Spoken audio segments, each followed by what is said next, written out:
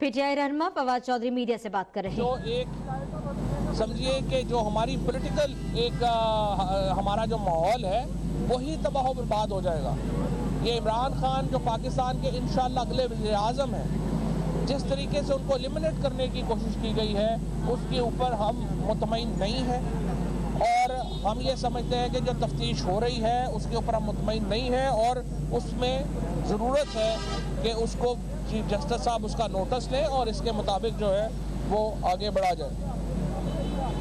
अच्छा, अब हमने जो मामला है असम्बलियों का, फेडरल गवर्नमेंट का, जैसे कि मैंने आपको बताया है कि 2 असम्बलियाँ तहलील हो चुकी हैं। अब हमारा तमाम तर फोकस ये है कि वफाकी हुकूमत जो है वो उसको घर भेजा जाए। हमारी ख्वाहिश ये है कि वफाकी हुकूमत हमारे साथ बैठे और हम जॉइंटली एक इलेक्टोरल फ्रेमवर्क तय करें। पाकिस्तान की जो मईशत का क्राइसिस है वो बहुत बड़ा है, लेकिन वो डील हो सकता है।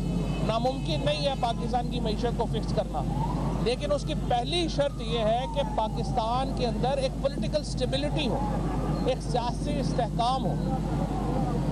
अगर वो सियासी इस्तेहकाम नहीं होगा, पाकिस्तान को मुआशी स्टेबिलिटी नहीं मिल सकती।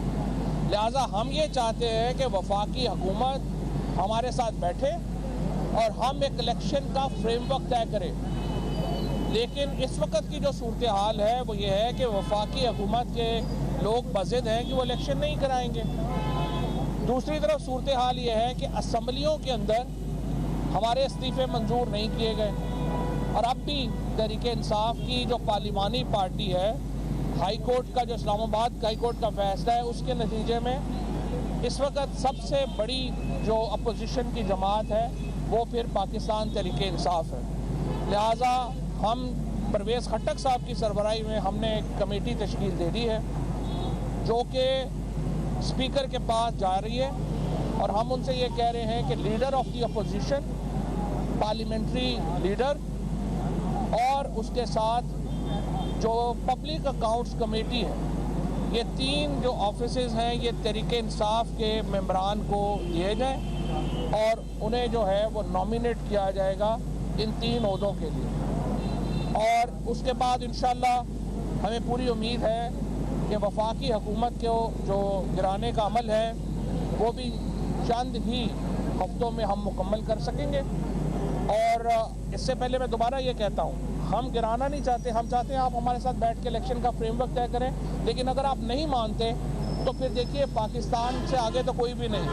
हमें पाकिस्तान के लिए जो है इंशाअल्लाह इस हुकूमत को घर भेजना होगा और पाकिस्तान में इलेक्शन जो है वो 90 दिनों से 1 दिन भी आगे नहीं होने चाहिए। हम इलेक्शन कमीशन से मुतालबा ये करना चाहते हैं कि 90 दिन तो मैक्सिमम टाइम है। हम ये आपसे मुतालबा करते हैं कि आप रमज़ान शुरू होने से पहले पंजाब और केपी में ये इलेक्शंस करवाएं और इसी तरह से जो फेडरल गवर्नमेंट है वो अगर जल्द डिज़ोल्व हो जाती है तो फिर सारा प्रोसेस जो है वो रमज़ान से पहले मुकम्मल होना चाहिए।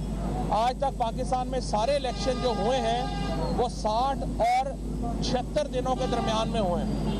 35 दिन मिनिमम रिक्वायरमेंट है आपकी इलेक्शन के कैंपेन की।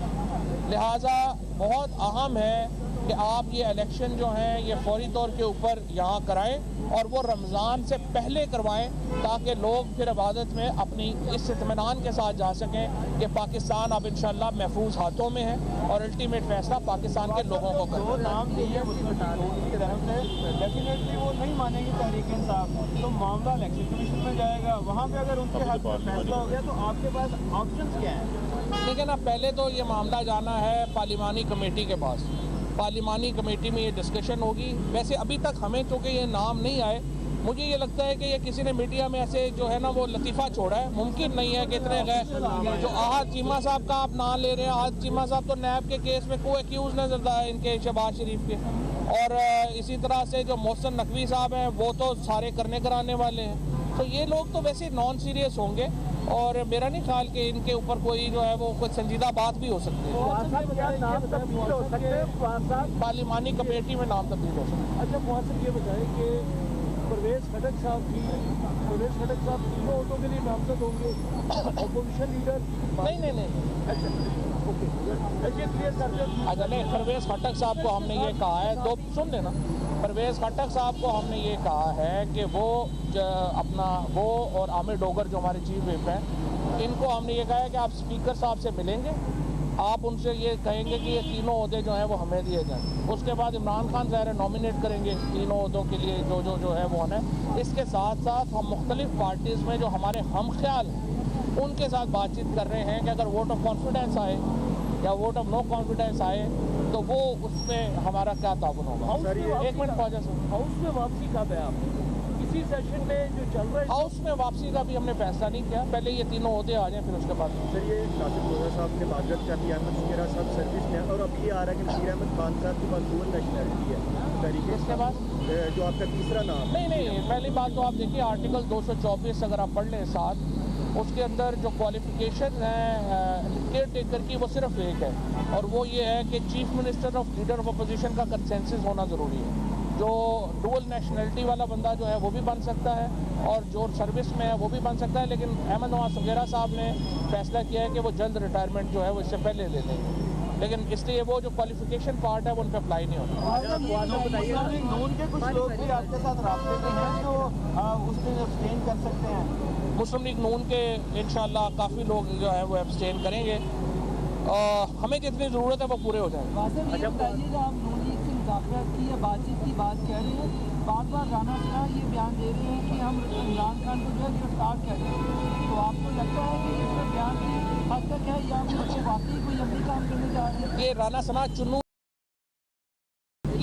ये जो भी है ना, ये पहले बयान दे रहे थे कि वो लाहौर से नहीं जाएंगे जब तक पंजाब की हुकूमत फतह नहीं कर लेंगे, और उसके बाद जो है ये आपने देखा ही है। मुझे तो जो हालात लग रहे हैं नून लीग के, मुझे तो लग रहा है राना साहब को पंजाब की सदारत भी कुर्बान करनी पड़ेगी।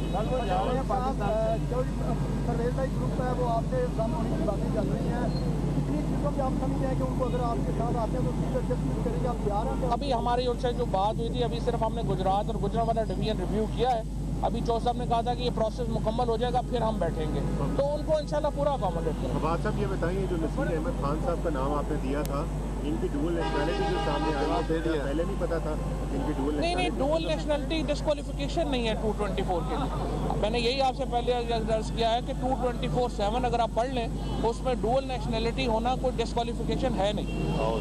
Thank you. ये बताइएगा कि जो नाम दिए गए हैं आपकी तरफ से अगर नहीं होगी उसके ऊपर इलेक्शन कमीशन के फैसले पर आप इस्तेमाल कर रहे हैं? इलेक्शन कमीशन का फैसला हतमी है ज़ाहिर।